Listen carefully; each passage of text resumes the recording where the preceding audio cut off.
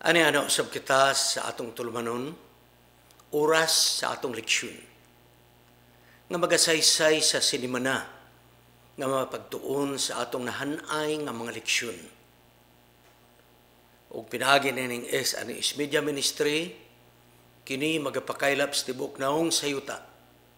Gani sa pagkakaron, adunay 134 ka mga nasod nga diin ang mga Bisaya nag-download nining atong tulumanon. 134 ug ang bag-ong nakasulod moong nasod sa Belgium. Mga Bisaya, salamat sa inyong pagsubaybay nining atong tulumanon. Og agig pagbukas kita magaampo. Sa makausap pa o Diyos, kami nagpasalamat kanimo. Sa higayon nga kami makatuon sa imong mga pulong. Ipakunsad ang balaang Espiritu sa tibuok nga kalibutan nga ang imong mga anak nga magatuon ining mga pulong. Ang balaang Espiritu may magagiya ang kaalam gikan gayud kanimo. Salamat nga ikaw nagatubag sa pag-ampo. Uban sa paghangyo kanimo, nga imong panalanginan ang imong mga kanakan nga nagalukop sa tibuok naong sayuta. Tingali ang ilang mga challenges, ang ilang trabaho, ang ilang panimalay, tingali panglawas, paninapi. O Diyos, ikaw magatanaw sa ilang paginahanglan. Kining tanan among pagadawaton sa ngalan ni Hesus manluluwas. Amen. Gusto na ko pasalamatan kining pipila ka mga nagasubay sa ato nga tulumanon. Akong pasalamatan si BJ ug Julia Napalan diha sa Dubai. BJ, Julia, God bless sa inyong baby nga umaabot. May umasab kang Ara Claire Orion, Ara girl, mo na akong tawag sa imo, diha gyapon sa Dubai. Ang akong suod nga higala, si Tony ug si Yula Enoch nga naa usab sa Dubai. Alex Barros sa Dubai gihapon. Ang akong higala, si Dr. Dorwin Lahot, nga mao ang nagpasiugda sa DLA therapy. Dr. Darwin, salamat sa imong pagsuportar ni ini nga buluhaton. May nguman usab sa atong mga nagasubaybay diha sa Tupi, South Cotabato, kang Edwin ug Eden Basya. Edwin ug Eden, thank you sa inyong pagsuportar. Kang Jinggoy Expedition, kang Bugart Mangaw, salamat sa inyong mapinadayonon nga pagsuportar o paggamit sa atong mga materials. Sama sa ginaingon ni kanhi Secretary sa Department of Education, Gisli Lapos, education is solution. Daghang mga butang nga masulbad tungod sa edukasyon. Ekonomikanhon, peace and order, family relationship, o guban pa. Sa maong pagkaagi, ang edukasyon nato sa balaang kasulatan, solusyon kini. Nga usahay mo bugnaw ang atong pag-alagad. Solusyon kini. Nga usahay madala kita sa mga limbong ng mga pagtulunan. Solusyon kini sa atong pakigsuod sa relasyon sa atong Ginoo. Gani nag-ingon ang bantugan nga komentarista dinis Cagayan de Oro City. Ang lungsod nga nasayod makapalig-on sa demokrasya. Apan ang lungsod nga nagapasagad makapukan sa kagawasan. Gikinahanglan nga kita masayod, magtuon sa balaang pulong aron mapalig-on ang atong pundasyon sa pagtuon. Karon nga semana, interesante na usab ang atong pagatunan. Sa sinulat gihapon ni Apostle James, ang title sa atong pagtuon karon, The Humility of Heavenly Wisdom.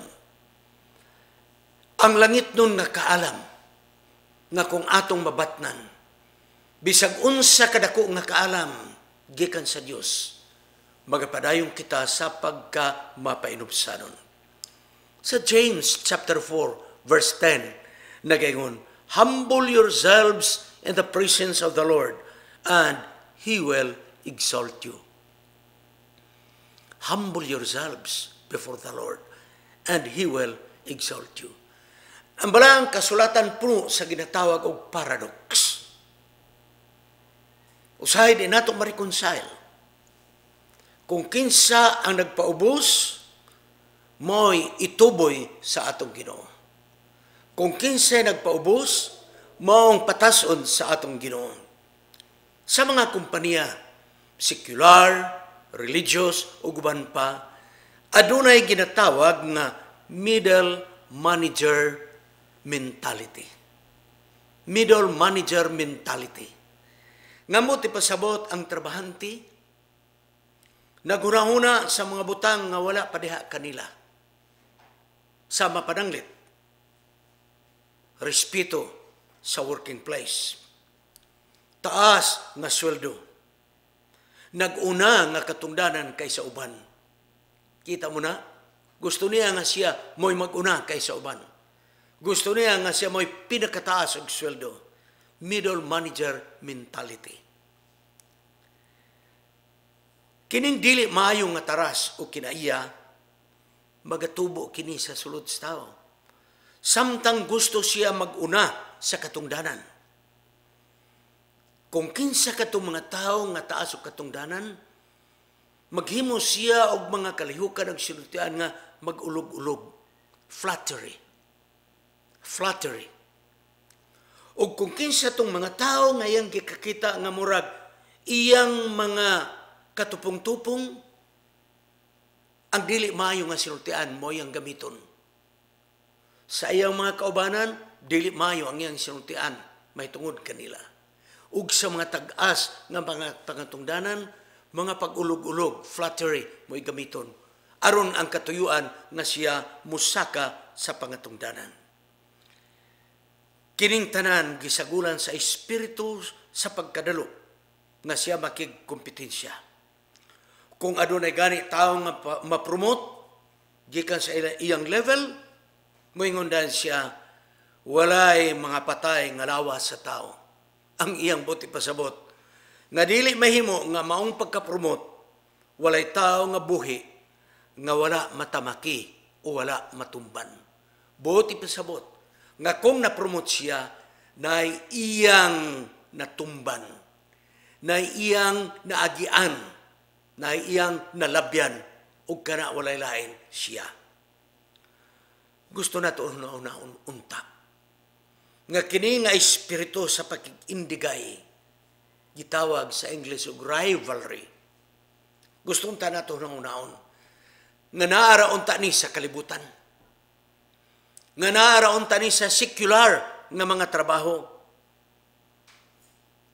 Para makasusubo kung kini mahitabo sa kaugalingon nato nga simbahan.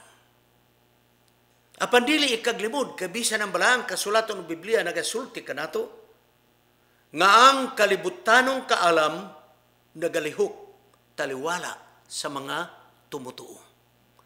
Kalibutanong kaalam nga puno sa ambisyon, nga puno sa pagdaot sa isig katao, nga puno sa pag-ulog-ulog sa mga tao, nga posible mo promote kaniya. Makasusubok ay balang kasulatan nagasulti ni akini sa sulod sa mga katawhan sa Dios. Sa James chapter 3 verse 13, nagayon si James, meekness of wisdom. Na kay kaalam, na kay kahibalo, pero lumu kagihapon, mapainubsanon kagihapon. Maghisgot kini sa kwalifikasyon sa usa ka magtutudlo sa pulong sa Dios. Ang buti pasabot ni James mao nga ang pagpili sa tao kansang kaalam makita sa iyang taras o sa iyang kandak. Kung kita magapili sa tao, gikinahanglan nga ang iyang kaalam muhaom sa iyang taras o sa iyang character o sa iyang pamatasan. Ang kaalam, bisag unsa kalantip kung dautan ang iyang kinaiya, kinidili mahinungdanon. Adunay sinultian nga nag-ingon, consider one's attitude rather than his altitude. Consider one's attitude rather than his altitude. Attitude ug altitude. Ang gitawag nga attitude niini mga kaigsuonan, mao ang atong taras, mao ang atong batasan. Ang gitawag nga altitude, mao kini ang mga diploma, kwalifikasyon, eksperyensya, abilidad. Altitude. Ang atong batasan o taras mo determinar kini kung unsa nato kamang ginalamon. Dili lamang masukod ang tao sa iyang utok, apan sa iyang kinaiya. Sa Deuteronomio 4:6, nag-ingon dinhi nga ang pagbantay sa kasuguan sa Dios makahimo sa tao nga manggin alamon ug masinabuton sa iyang isig katao. Ang pagtuman o pagbantay sa kasuguan sa Dios makahimong manggin alamon sa tao. Makahimo siya nga masinabuton sa iyang isig katao. Busa, ang kaalam o kahibalo nga gisgutan ni James, dili lamang ang academics, dili lamang ang imong naeskulahan, apan ang punto ni James mao ang espirituhanong kaalam na kinigikan sa Dios. Adunay alkontra niini nga kaalam. Gigamit ni Apostle James ang usa ka sambingay nga tubig nga kansang tubod, nagatubod sa kapait, nagatubod sa parat, mga kaigsuonan. Kini di ay ang buti pasabot nga kaalam kini nga kini mao ang tinubdan sa kasina ug kadalo ug handom sa iyang kaugalingon. Gitawag kini sa Griego mga kaigsuonan eretia, nga buti pasabot exclusive pursuit of one's own interest. Exclusive pursuit of one's own interest. Wala ko'y pakialam kaninyo. Ako na ninguha, karon ako musaka niini. Mga kaigsunan, maumaura niya ang ambisyon ni Lucifer dito sa langit. Gawas kung tinudo nato pagpatay ang atong kaugalingon. Nga atong isurrender ang atong kaugalingon sa kabubuton ngadto sa Ginoo. Kitang tanan maanaas katalagman sa gihisgutan ni James nga puno sa kadalo, interes lamang sa kaugalingon. Adunay duha ka mga kaalam nga gihisgutan ni James. Ang gitawag yutanong kaalam ug langit nun kaalam. Ang yutanong kaalam puno sa mga pagsilos, dingalo nga ambisyon, hambugiro, bakakon, kasamok ug kagubot, dili espirituhanon yawanon. Mao ni ang kalibutanong kaalam. Apan ang langit nung kaalam, nag-ingon si Apostle James, putle, mahigugmaon og kalinaw, malumo, abli ang hunahuna alang sa uban, puno sa kaluoy, maayo ang bunga, meaning to say maayo ang resulta, walay gipihig, sincero siya, kini mao ang kaalam nga langit nun. Mga kaigsuonan, ang kaalam nga langit nun nagalakip kini sa pagkapuno sa kahoy sa maayong bunga. Daw sama kita sa kahoy nga ang atong bunga tamis, lamian, mga kaigsuonan, maayo. Kini mo ang resulta nga gipasantop ni James sa pagbuhat og maayo sa pagka masinulundon. Sa laktod nga pagkasulti, ang tinuod nga maalam, dili lamang nga siya malumo o mapainubsanon sama ni Hesus. Apan siya, kung siya langit nun nga kaalam ang iyang nabatnan, may gugmaon sa kalinaw. malumo, maluluyon, mapasayloon, andam nga dili mututok sa sayop sa uban, ug dili mahinukmanon sa uban. Unsa magyuhinungdan sa mga panagkabangi, panaglalis, ug panag-away? Sa James chapter 4 verse 1, ug atong i-compare sa Galatians chapter 5 verse 17, adunay pangutana kung asa gikan ang gubat ug panag-away. Dili ba ni tungod sa atong handom ug kalipay sa pagigubat sa atong isig ka membro? Asa ni nagsugod? Kining kagubot, kining kaaguliyang, nagsugod ni sa atong mga handom. Adunay hinungdan sa sulod siyang pagkatao nga mo hinungdan sa panag-away. Unsa maning hinungdan sa sulod niya? Kini maong handom sa kalipayan o kagustuhan nga ginatawag cravings for pleasure. Mga handom sa mga nindot, mga handom sa kaharuhay at the expense sa ubang mga tao. Maayo man ta maghandom sa mga mayong butang, apan anggi hatagag pagtagad ni James kanang duna kay handom pero expense sa imong isig katawo. Kining dawtan nga manghandom gitawag ni Paul nga buhat sa unod.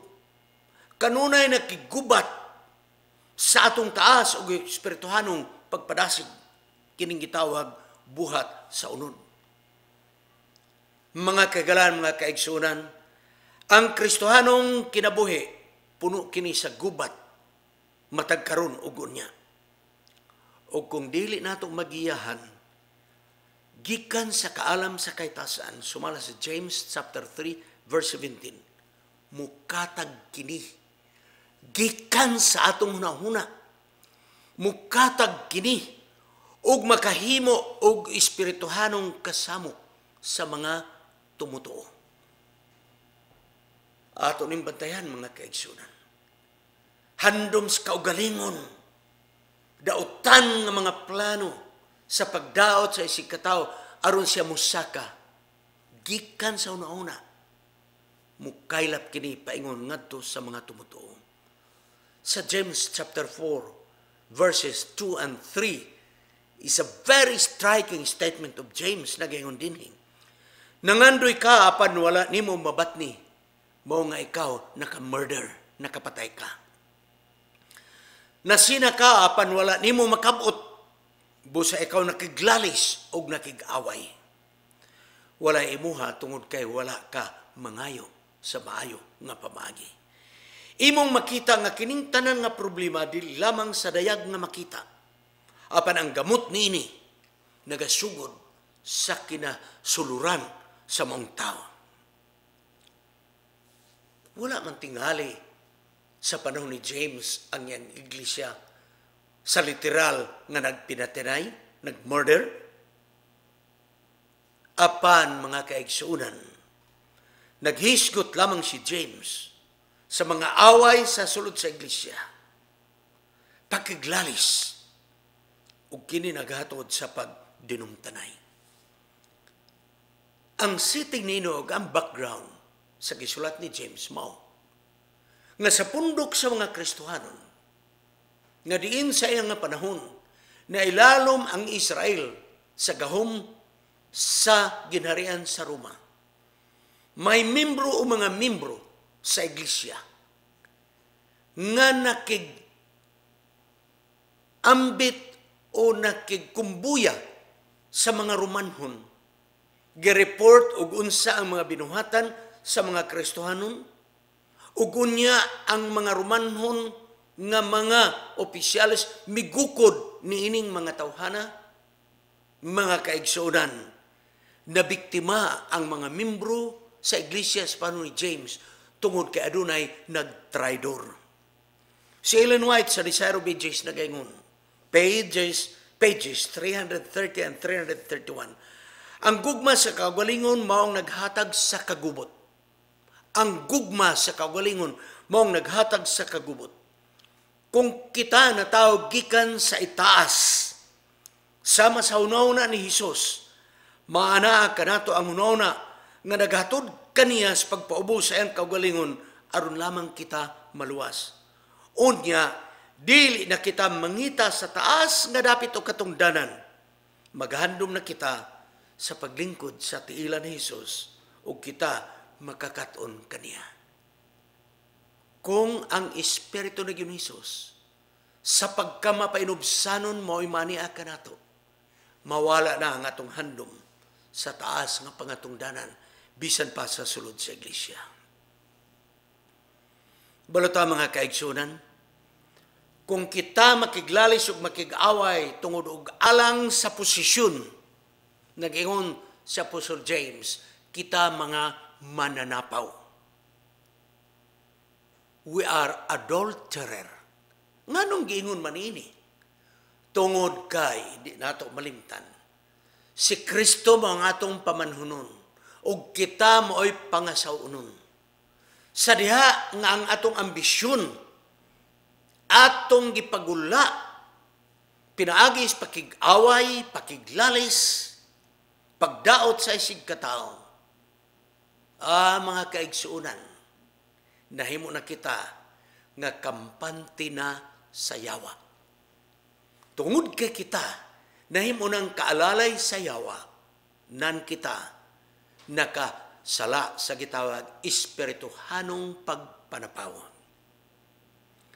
Ang pagbaton sa espiritus kasina pagsilos pagpataas, mao ang iyas kalibutan. Ang pagkikigalas kalibutan kaaway kini sa Dios. Kasinaw kaibog sa taas nga katungdanan, sa uban gitawag kini og professional jealousy. Okay? Nasina ka nganong nga kining tawhana, kanunay mayo ang promotion. Unya ang makapatingala, tingali imo ning classmate, minus siya sa klase, ikaw bright sa klase, siya hinoon mo inaas katungdanan, ikaw niya sa ubos, maglagot ka, mga kaigsunan. Maglagot ka. Sa ingon ini mga kaigsunan, gitawag kini nga professional jealousy. Ug tungod kay aduna kay kasina sa uban mga tao, ang mabuhat nimo mao imong dauton kining maong tawhana. Gikan sa professional jealousy, sa diha nga dauton nimo ang imong isig ka tawo, musangko kini sa gitawag og character assassination. Imong gitagud-tagud ang batasan sa usa ka tawo. Imong gimatansa ang kinaiya sa tao, character assassination. Mga kaigsunan, manghinaot unta kita nga wala kini sa atong iglesia ang gitawag professional jealousy o character assassination. Akong balikon, manghinaot unta kita nga wala kini sa inyong iglesia ug wala kini sa rank and file kanamong mga magbubuhat. Wala unta kining professional jealousy o character assassination. Apan mga kaigsunan, mga kahigalaan, matod pa sa akong professor sa seminary nga si Dr. Roy Adams, well, the devil is roaring like a lion. Well, the devil is roaring like a lion. Di gyud ko malikayan, moabot gyud ko ni sa sulod sa atong iglesia. Grasya lamang sa Dios ang makasurbad ni ining professional jealousy. Grasya lamang sa Dios ang musulbad niya ng gitawag character assassination, nga mo'y muhupay sa matag membro sa iglesia, mga kaigsunan. Inig pangayo tao grasya matod pa sa atong lison. Sama kuno kita sa usama kalilimos. Ngayang gihatag ang sudlanan sa salapi nga kung kinsa ang maglimos, iyang itunol ang iyang hatag.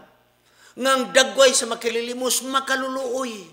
Humok ang sinultian, aron hatagan siya glimos. Mauni-unta ang atong himuon sa atubangan sa Dios, pakiluoy nga kita magrasyahan aron mawala ang professional jealousy o character assassination.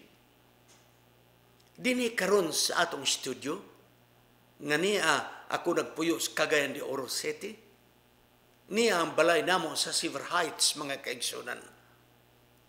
Buntag ug hapon, naidaghan mo agi, mga batanon o bang mga minyo, nga nagapangayo og mga bahog, kana mga leftover, kailan ng tipunon, o ilang ibaligya sa dunay mga babuyan. Makadungog ko sa buntag ug hapon. Pagkanindot ang sinultihan sa nangayog bahog, ana sila, bahog, bahog, naamoy bahog. Wala pag ko makadungog sa nangayog bahog ug moingon, naamoy bahog. Wala, mga kaigsunan.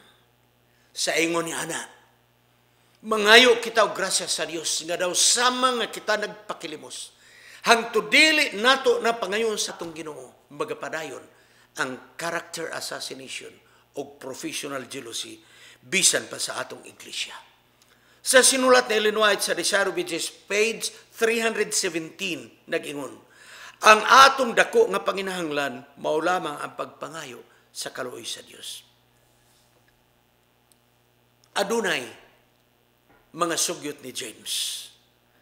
Nag-ingon si James, sukli ang yawa, kay siya mukaretil og dagan. Apa natong hanayon ang sinultan ni James? Sa James chapter 4, verse 7, nag-ingon siya, itugyan ang atong kaugalingon ngadto sa Dios, og sukli ang yawa, kay siya mukaretil og dagan. Ayaw unag sukol sa yawa, hangtod dili una nimo itugyan ang imong kaugalingon. First, surrender sa atong kaugalingon ngadto sa Dios. Una ikaw musukol sa yawa. Kay kung kita musukol sa yawa, nga wala pa kita makatugyan sa Dios, kita ang pildihon. Sama ni adtong nasulat sa Buhat Kapitulo 19, 13 ug 16, nga dunay 7 ka mga Hudiyo nga ilang giabog ang gipusis sa yawa. Giabog ang datang espiritu. Gigamit ang ngalan sa Dios, gigamit ang ngalan ni Pablo. Apanaon sa bagyawa nga ramang isuga. Gipangkauras man hinuon sila. Gipangaway, gigunitag sinina, gigisi-gisi ng kadagan ang 7 ka mga Hudiyo mga batanon nga walay mga sinina. Why? Tungod kay ilang gisuklan ang yawa, wala sila muuna pag-surrender sa ilang kaugalingon ngadto ni Kristo. Gala mga kaigsuunan, gihulagway ni Hari David sa Salmo 24:3 ug 6. Ug unsaon nato paghinulsol aron atong madawat ang grasya. Una, muduol sa Dios kay siya muduol kanato. Hinluan nato ang atong kamot, meaning to siya ang atong binuhatan. Putlion nato ang atong kasing-kasing, meaning to siya ang atong nauna. Wad nato ang professional jealousy. Aron like character assassination nga may tabo. Apa niya ang bugat nga sinultian mga kaigsunan. Pagbako og hilak sa mga sayop o sala og ang pag-ila nga ang atong gikinahanglan mao ang pag-angkon sa grasya sa Dios. Magbako og maghilak, maghinulsol sa mga nabuhat. Moaritas pagtapos. Nabala ka baya ako sa dagan sa mga katawhan sa Dios, sa iyang panimalay sa iglesia. Kaya atong makita sa gagmay o sa dagko, adunay gihapong ginatawag professional jealousy o character assassination.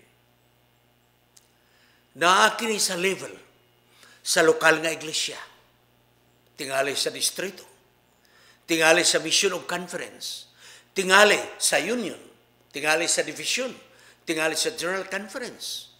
Nganong magpakaroon nun man ta nga kining problema wala? Otherwise, we are scribes and Pharisees. While the devil is roaring like a lion, nag-iuna akong professor, scribes and Pharisees are inside the church. May mga taong nga mudagmal sa ilang isig katao. Ilang dauton ang ilang isig katao. Basta lang magunitan nila ang taas nga katungdanan. May akong nabasa sa newspaper kaniadto mga pipila ng katuig nga milabay. Usa ka champion sa ice skating, mga kaigsoon. Ice skating. Champion. Babae. Nakabot na sa Olympics, mga kaigsunan. Ilabihan. Daghang medalya. Pag-uli sa ilang nasod, mga kaigsunan. Adunay second ranking nga mo'y mo representar usab ngadto sa dako nga contest. Higala niya nga suod. Daw iyang gibati nga kompetensya kini niya nga babae, balo kag unsay gihimo. Ang iyang uyab,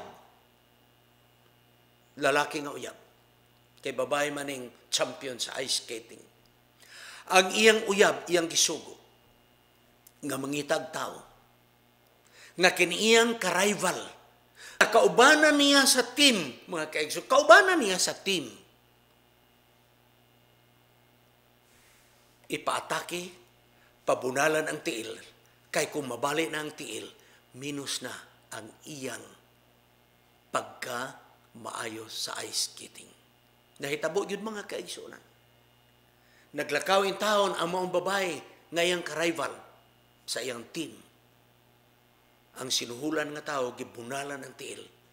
Nabali ang tiil, mga kaigsunan. Napiang ang maong babae. Apan wala madugay, nadakpan na yun, nga siya mo'y utok sa mga pagdagmal sa babae. Ang iyang handom nga siya mo'y mo champion, nawala tungod kay siya, nabilanggo o nasuspenso sa ilang team. Nabala ka usab ako,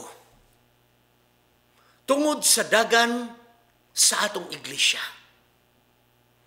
nga gipalabi pagtagad ang kahibalo nga yutanon, o kabtangan nga yutanon. Nabala ka ako, kay gibutang sa katungdanan ang tao nga maoy gikonsiderar unsa ang naa sa utok, inay unta ikonsiderar ug unsa ang naa sa iyang kasing-kasing. Nabala ka ako, tungod kay dunay dagan sa kapahunan karon sa mga katawan sa Dios, nga gipalabi pagtan-aw sa leadership, unsa ang naa sa bulsa, inay unta tan-awon unsa ang naa sa kasing-kasing. Kitang tanan angay mabalaka, ug kitang tanan magampo, nga unta mo patigbabaw ang estandarte sa Dios nga isgyutan ni James sa sulod sa atong iglesia. Langit nun nga kaalam.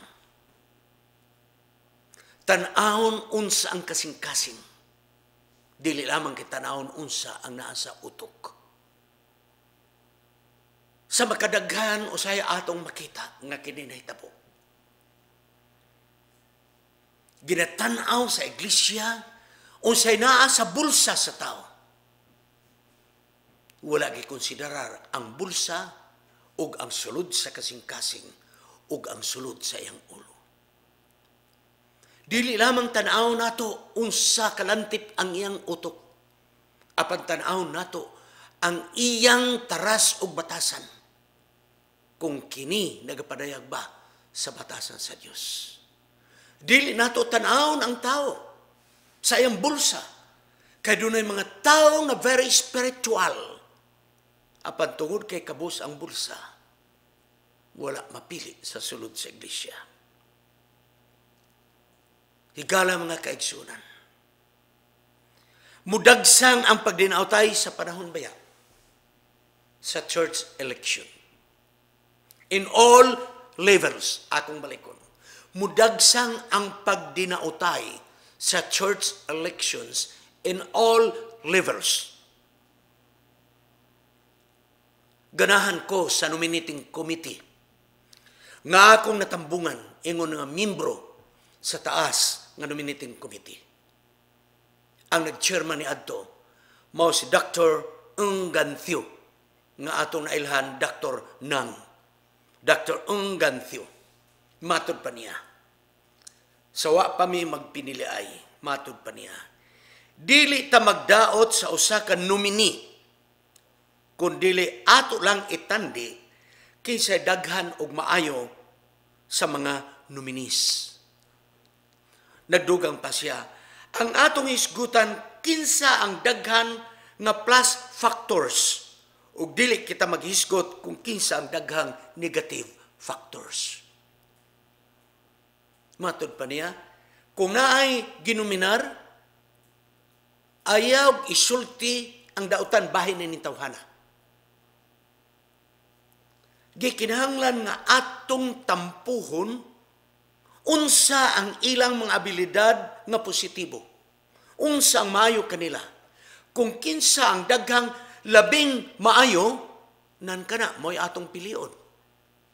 Pero unsa may mahitabo nato pag nominar nato, Mr. Chairman, ako di ko kangain, tawa na kay mauni na, makaigsunan. Ang akong punto mo ni, kung naakay dili maayo nga nakita nining tawhana, nganong di nato subayon ang gisulti ni Gunisos, pinaagi kang Apostol Mateo, nga duulon kining tawhana, ug sultihan siya sayo, ug dili mo tuo magdala og kaubanan, ug di pagyud siya mo tuo nandadon sa iglesia, ug di pa mo tuo sa iglesia nan siya pagadisiplinahon. Ngano man gyud nga ang iyang dautan ng mga binuhatan muguwa man ni sa panahon sa eleksyon. Nganong dili man siya tambagan sa wala pa ang eleksyon. Gala mga kaigsunan, gani sa sinsilyo na akong handom, duyog mo sa akong handom karon. Nga kung di gyud mapugnan nga magdinaotay gyud tag usag-usa sa panahon sa eleksyon sa atong iglesia in all levels. Mag-ampo na lang ta. Duyog ta nining akong handom. Kung di gyud mapugnan nga matag eleksyon, duna na ang mga dinaotay mga kaeleksyon, character assassination. Mag-inampo ay na lang ta. Nga Ginoo, kung mobalik ka, ayaw gyud iatol nga dunay church election in all levels. Kay kung mobalik si Gunisos, panahon sa church election, nahadlo ko, nga daghang malaglag, tungod kay kita nagadaot sa atong isig katao. Nabalak ako, nga basin daghan na malaglag, sa pagbalik sa atong Ginoo kung maatol sa church election, tungod kay kita nagapractice gihapon ang gitawag professional jealousy and character assassination. See you next week. Ang Diyos magapanahin kaninyo. Kininyong higala, Pastor Wendell Serrano sa S&S Media Ministry sa Cagayan de Oro City. Magaingon, daghang salamat, ang Diyos makig-ubang kaninyo.